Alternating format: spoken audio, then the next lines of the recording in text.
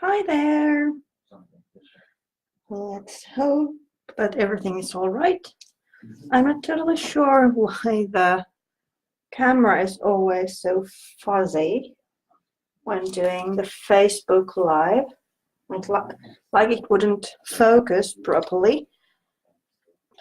But, well, I'm sorry about that. Because through Facebook, it's... Hi, Kanika. It's looking like it's fuzzy, but through its own like app program, it's looking fine. So there must be something funny with the Facebook going on. But yeah, hey, come on. It's Reiko Kovasin here today, and I'm doing something like this, like a mixed media canvas, using the new Liquid Acrylics from the Finnabar line. I also prepared some samples, but I'm using several techniques while doing the canvas. But here's some samples to give you ideas what to do with those. As the drying process takes some time, I also prepared something that I can use. So I'm actually finishing with, well, 2.5 canvases. One ready as the sample and one that I'm doing during the show finished, and then the other one that's going to be left in the middle of the stages. But thank you so much for coming today. I hope you enjoy. And well, I can see at least a few Finnish speaking people also, so I want to say a few words. Hey! Tervetuloa, kiitoksia kun olette. Jotain siis tällaista tehdään tänään käyttäen näitä Finnabarin uusia akryylimaaleja, tai siis ehkä enemmän akryylimusteita, ne on varsin niin kuin liemeviä verrattuna esimerkiksi impastoihin. So, and after the show I'll have a little surprise for you, a little raffle. So you might want to stay in if you want to be in that one. Not sure how I'm going to do it, but hopefully during the show I'll figure it out. And as always, if you have any questions, Sharon will be here. She's having some difficulties with the internet, or might be having, so she's might be offline at times, but if you have any questions, you can ask. I'll answer them after the show. Hi, Heidi. Oh, that's so interesting that you have Finnish ancestry. Well, Finns during the 1800s, or actually after the Second World War as well, moved out of Finland, especially to Australia and America, for example. So there might be Finnish ancestry from all that. But hey, come on, now I'm starting a minute late already. So sorry about that. So let's get started. So first of all, these are really fluid. If you're familiar with the impasto paints and they are too heavy for you, and you want something that's more kind of watercolory, then these are for you. They are perfect. What took me by surprise is that they're also translucent. So first I tried them on top of black cardstock, and as you can see, the white, that's opaque, that you can see, and green mixed with white, you can see, but I used these two colors in here, and those are completely invisible. They are there, you can see them on the shine, but still it doesn't work as well as impastos on dark surfaces. But on top of white, they work perfectly. And you can even make your own mists using them. That's a technique I'm not using in the canvas, so I just want to share that with you. This is just taking a water mister, little bottle, putting a couple of drops of the acrylic inside, shaking it really well, and then using it. But as acrylic is kind of, well, it's not heavy body, as these are not heavy body, but it cloaks the mechanism. So it's kind of one use only. You can't, or well, you can leave it in the bottle, but probably it will cloak and then you can't use it anymore. So just make enough for the project as it is. But let's start with a really easy technique that's kind of a perfect way to start or break the blank page. So I'm going to need a couple of colors. The yellow, for example. As you can see, it's really fluid. And let's get the same color effect as with the sample. And then I use a brayer and brayer it on top of cardstock. There's more color coming, but on top of canvas, as it's a bit elastic, it doesn't transfer that much ink. But that's kind of giving the first idea. You have break the blank page, and now it's easier to do other steps.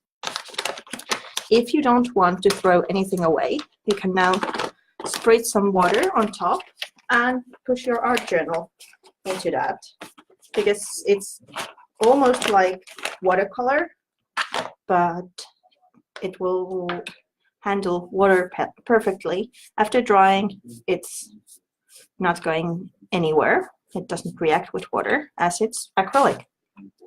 So that's kind of an easy way to break a page. Then let's make some more pattern. These stencils that are from the redesign line, they are really handy because they're kind of stickers. So they have adhesive at the back. So you can just put it on top of a project and not worry about bleeding. Let's see, no, that's almost dried already, so let's add a bit more.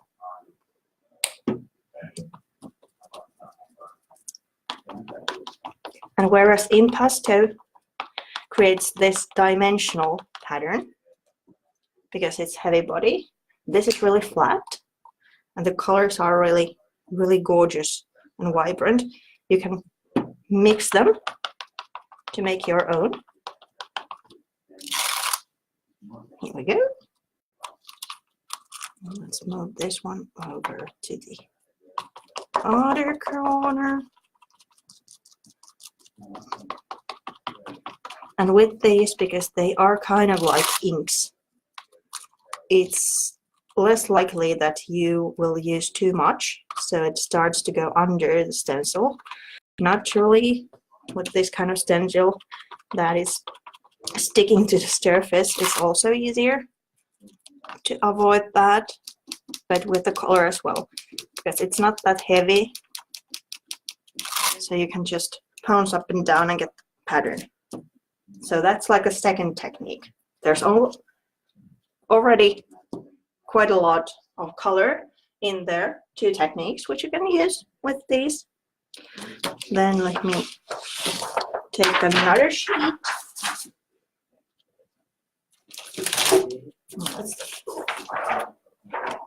I've saved these from packaging. So let's add some stamping.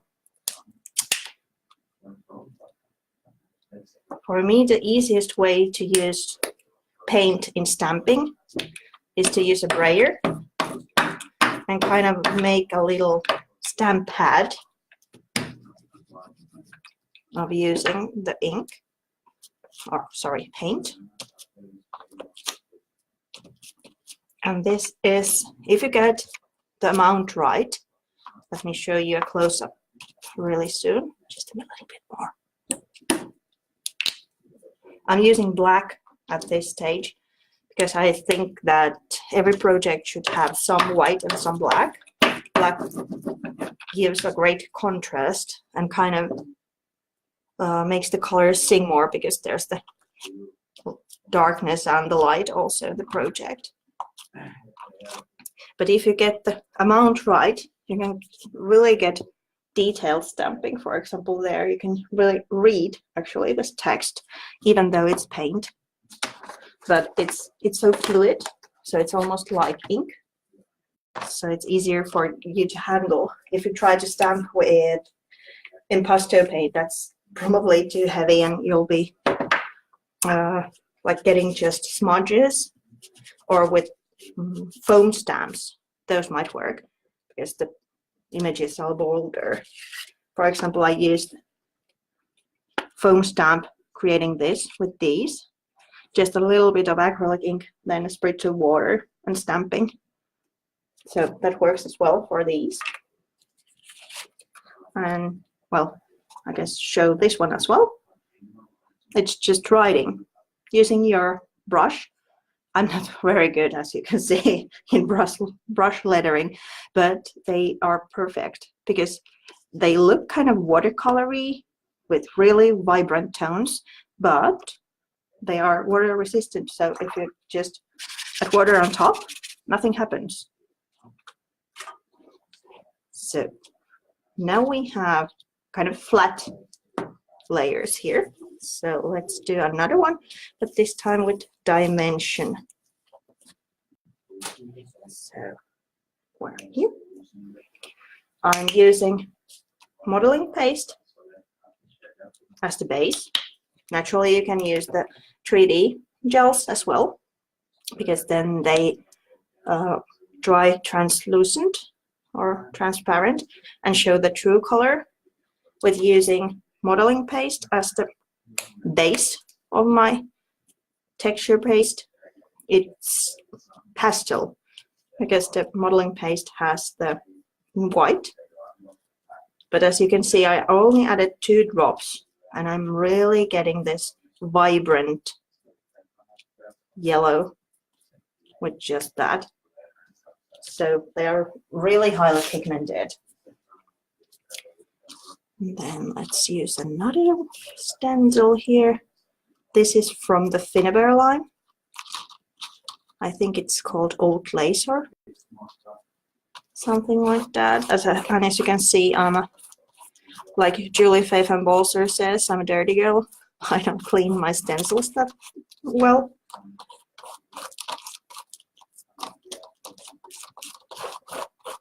So I'm just using the silicone brush and applying my custom modeling paste to the background. Let's get some of it here as well, because when I add my composition on top, everything will go away, probably. So here we go. The textural element using the liquid acrylics. Let's move this aside. And then let me show you the sample at this stage. So it's underneath there. I think with this sample, there's a teeny tiny bit looking there, but I ended up covering it with elements on top. So probably it's going to happen with this one as well. But luckily, the one I'm going to continue, it has some of the stenciling showing. So let's add the art stones. You can do this one at this stage, or then do the composition and then add the art stones. Whatever is easier for you. For me, I think with both the project that's already having the composition on top, I actually went back and forth. So I added some of the art stones on top on this stage and then went back.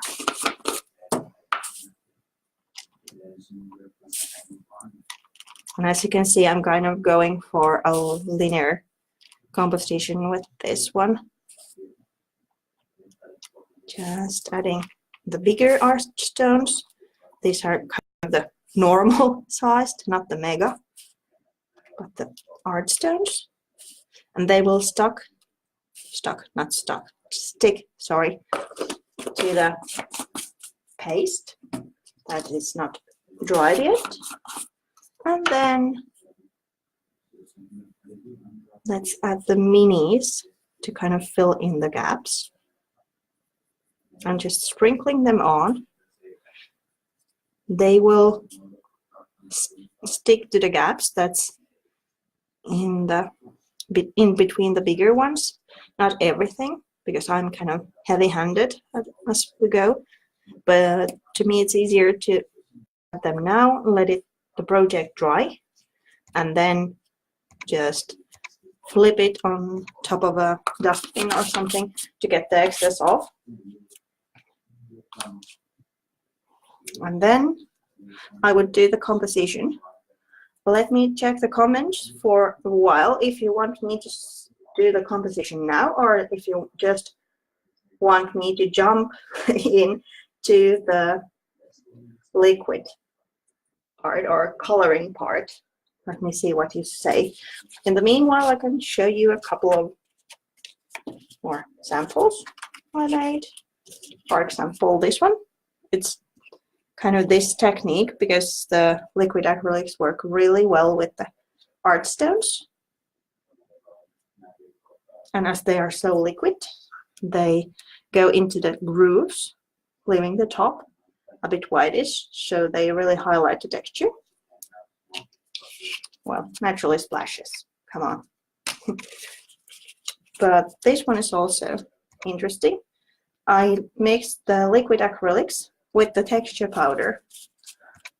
It's really thick, and it was kind of really dry when I was doing it, and still sticks perfectly to the paper. And it's lovely, this kind of sandy feeling. So it's just texture powder and liquid acrylic, so you really get the vibrant tone with texture. Let me see if there's no answers yet. Well, there's the on top of paper, the brayer technique, on top of paper, stenciled, and on top of paper, the 3D.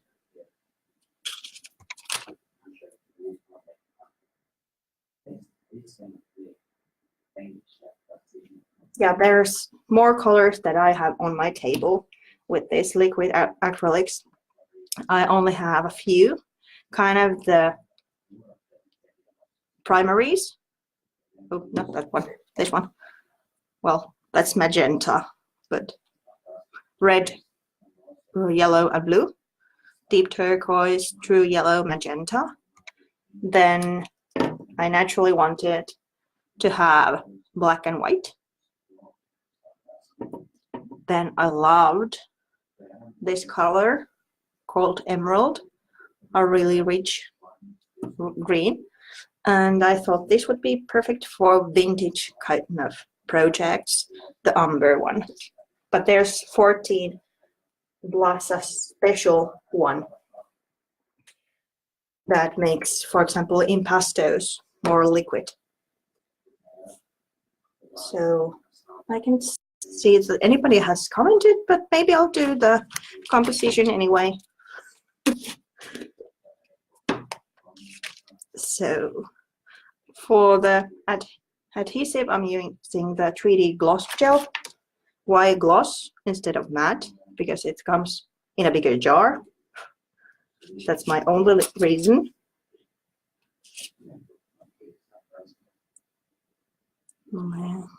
These cogs are from the newest set of mechanicals, or gears, what are they called?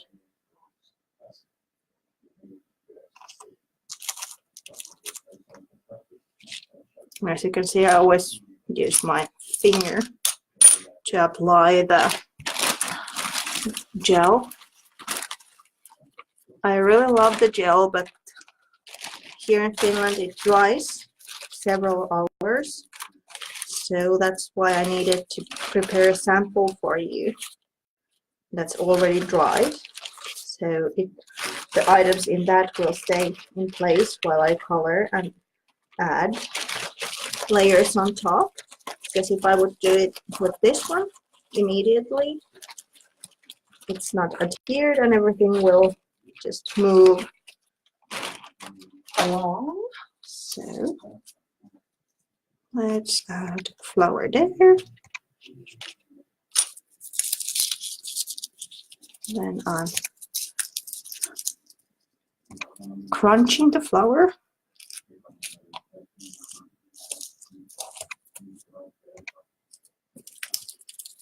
Let's see if this one is too big.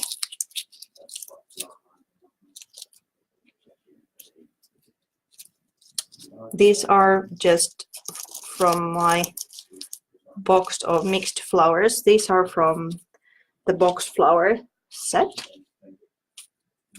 And these I think are from the farmhouse, spring farmhouse. Oh, sorry, now I completely lost the collection name. But I have a kind of, well, you could say it, this kind of a bag with flowers that are like one left in a pack. Then I throw them there to be used in canvases or journals. Maybe one there. And as you can see, I don't think that much.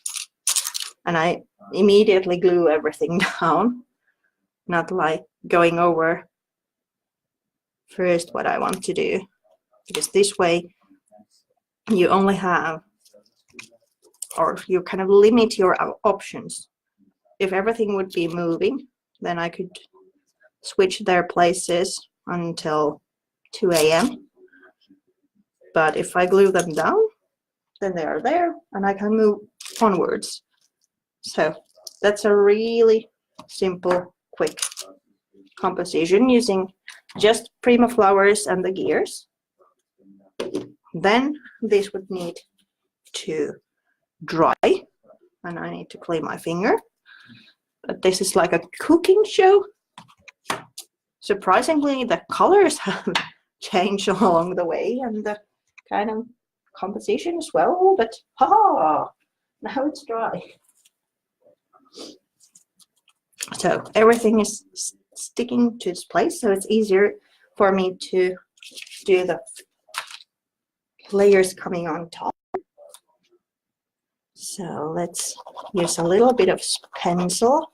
This is just a normal, a bit softer drawing pencil. I'm just doing a few lines here and there.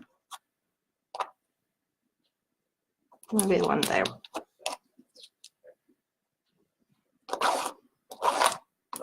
A few arches. Yeah, done. Then some thread on top. This is kind of giving it softness. And there's the colors coming on top. And there's one element also coming on top, which then secures them somewhat. If you actually glue thread down to a project, it loses its softness. It's not airy and well, soft anymore. It looks like it's glued down. So I'm just trying to poke it around the composition and around the flowers. And then as a finishing detail, when I add these, they will secure it. And as you can see, I can lift some of it up, but it's a canvas. It's not meant to be handled anyway. Then we color. As you can see, there's a huge difference between this one, and not only that this is red and this is blue, but especially with the flowers and the composition. So let me get another piece of plastic again for my palette. And for this canvas, I used the deep turquoise and the emerald colors. Oh, no, I can't open the, yeah, now I do. just a few drops. And in order to avoid harsh lines, I'm using a water mister. So I'm kind of getting the flowers wet and then using a wet brush to add the color. So as you can see, it's not going in as well in a certain place. This way I can avoid harsh lines. There we go. If you would like, this would be the perfect place to use a mist to color the flowers, like using these inks to make your own mists, like I was telling you earlier. But by using the same colors on top of the composition and in the background, it kind of ties everything together. And even though these colors are not opaque, well, if you use a red flower and try to get it green, as these are translucent, that won't work. You'll end up with a brown flower. But if it's pale colors, or if you're trying to get blue flower to purple one, that works. Just keep your color theory in mind when working. Naturally, white flowers, beige flowers are the easiest. And then you can just add the color on top. And here I'm adding the color also on top of the art stones. And as you can see, it soaks into the little grooves and kind of highlights the texture more. And that flower still a little bit going over the composition. Inside the cog, the other one.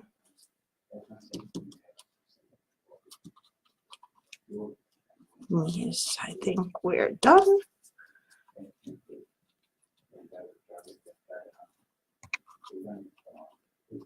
If you want to be really careful, and normally I would like to be a bit more careful as well, you can color the blooms petal by petal, so that if you then lift something up, it doesn't show its true color anymore. But this is okay for this. And then, unfortunately, now comes to drying. So I'm sorry about the noise.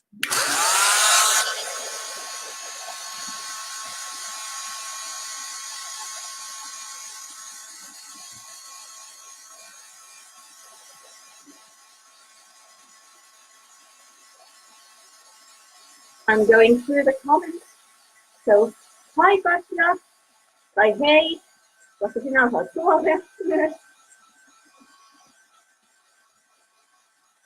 Hi Claudia, hi Martina, hi Miriam.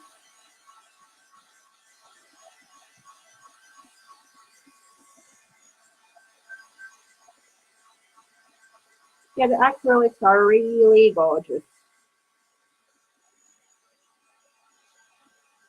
Blendability. What do you mean by that? I'm sorry, my English is maybe too bad for this, because you can blend or mix the colors naturally, and you can mix the colors with impasto paints.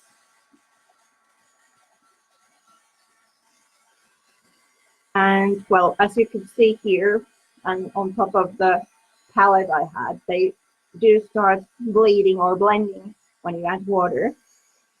Not bleeding after they're dry, but in their liquid form. So you're able to mix the colors really easily. And as they are translucent, I'm hoping that you could hear, even though the heat tool was keeping the noise. So if you are working in layers, these are a perfect way to add a kind of wash to any acrylic. because they are translucent. Well, here I used water as well, but you can clearly see the underneath the layers. So they have such a huge, well, you can use them in many times. Oh, thank you, Claudia. I'm so happy that you like the project.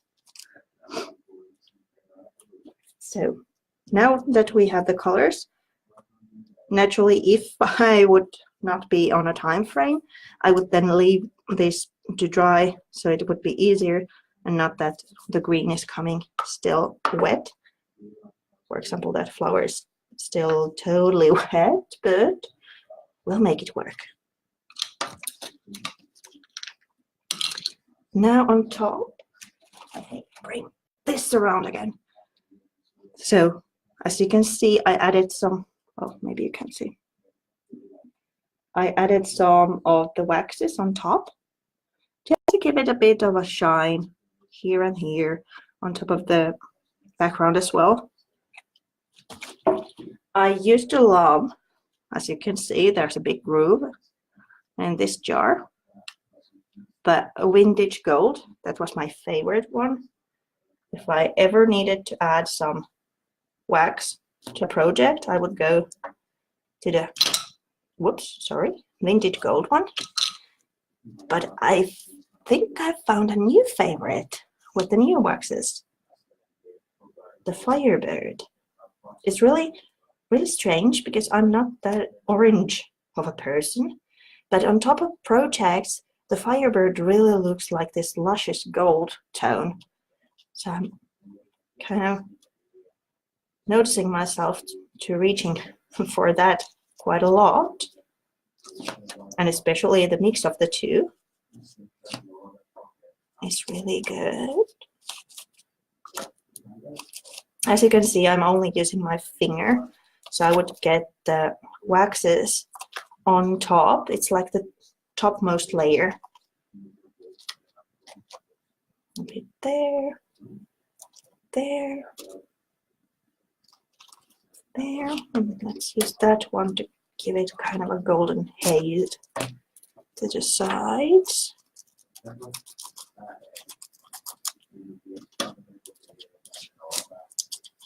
This is how I usually work. I don't have a big plan in my head, or if I do, it changes because I let the project lead me. That way, well, in a way, that way it never gets wrong because I'm allowing it to change.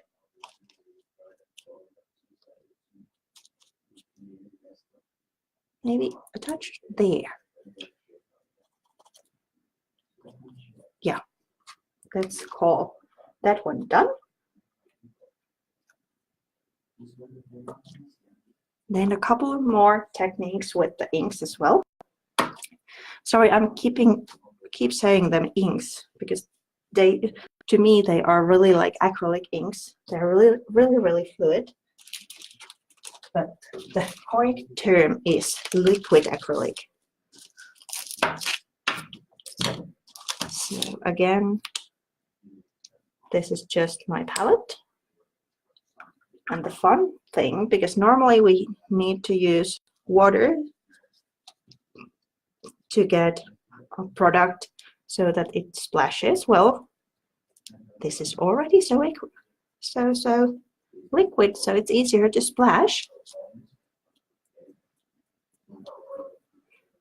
And with this black one, I really think that if you are kind of a steampunk girl, you really need to get the black one, because to me the black splashes, they look like, well, oil splatters or India ink. They create really gorgeous splashes, and I'm all in for splashes. Can't finish a single project without them. So just some. And what you can do also, now I'm watering down, even though it's not opaque as it is, because especially with the red one, it started to be too bright. So I used the black acrylic here and there to kind of tone it down.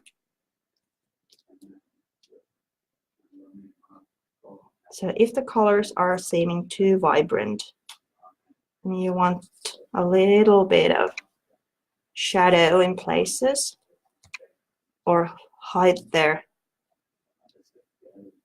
well, it's not shine, but the vibrant of them, you can mix a really fluid version with water of the black one and just add it in to kind of mask the layers a bit. The cog is not allowing me to color it with the wax on top, at least right now. So I'm adding something out of the jar. It was staying there, but then the wet brush moved it away. Well, let's go with that.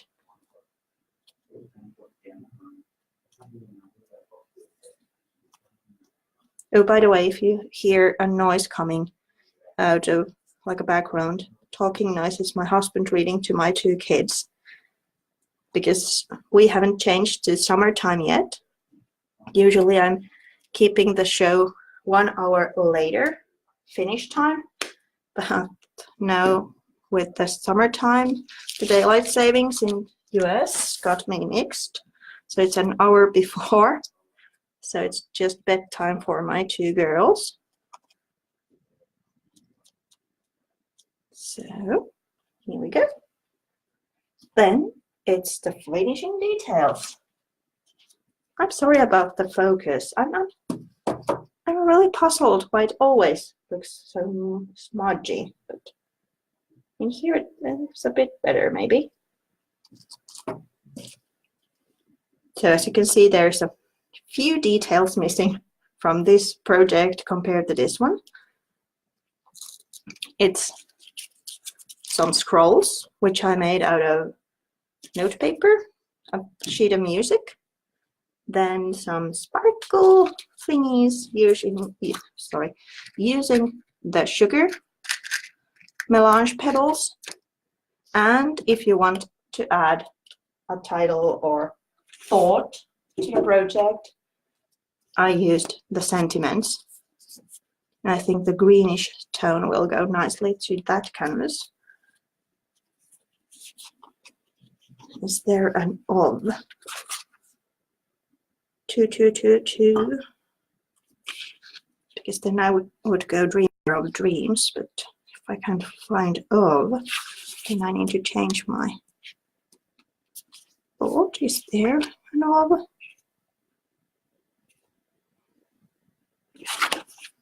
Sorry, I'm trying to be fast.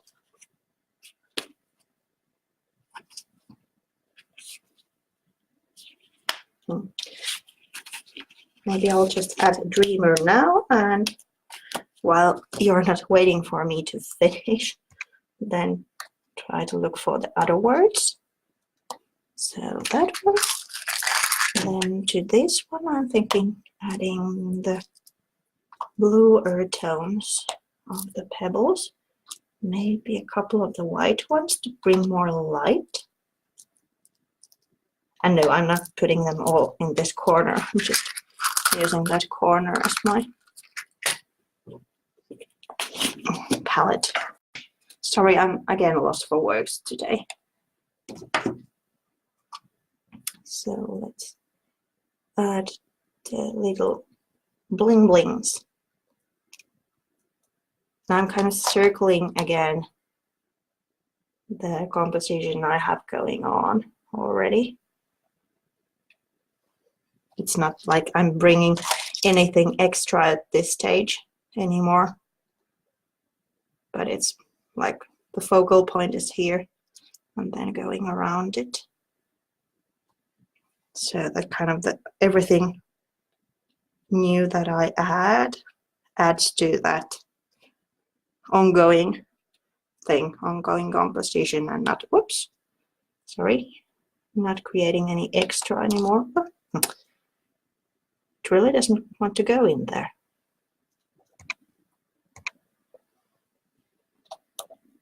Now I can see why. It's too no there. And then adding the scrolls last. And why I'm adding the scrolls the last, probably you can figure it out, because I don't want them to turn green or blue or whatever the color I'm using to make the actual project, but I want them to be white or cream kind of colored, the original color they have. So that's why they are going in the latest as the finishing touch. And then it needs to dry. For this one, I'm thinking maybe after it's dried, then I add white splashes.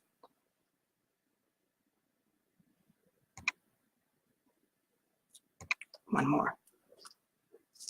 So here we go. A couple of techniques using the new Liquid Acrylics. A quick canvas project. And well, I hope you liked it.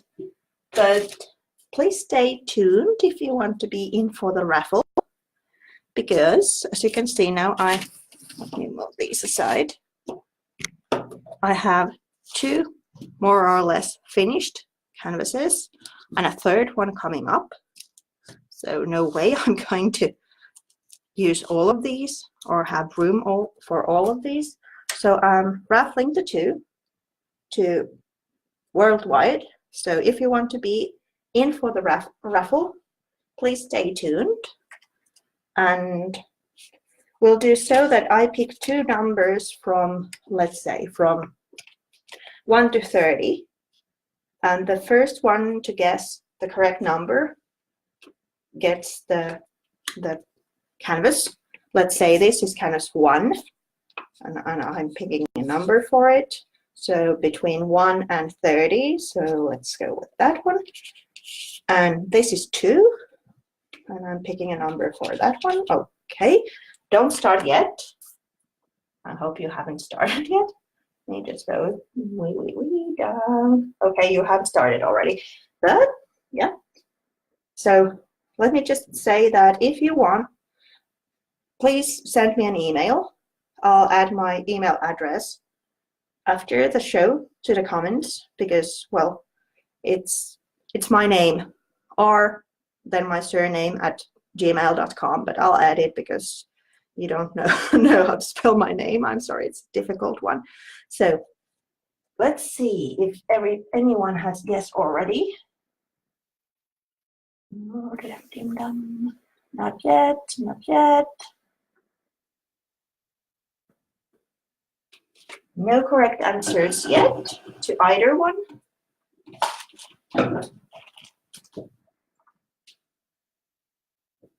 A couple of close ones, but not the actual one.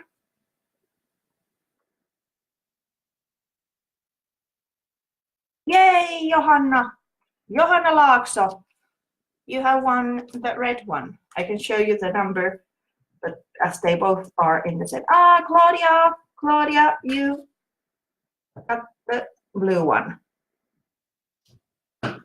So Johanna guessed the first one 27, and it was the red one, and Claudia 15, the first one, and it was the blue one. So please send me an email with your address and I'll then ship the canvases to you. This one is ready to be shipped because it's already dried. This one might take a few days for me to finish the titling and actually to let it dry. So it will survive the shipping. But congratulations!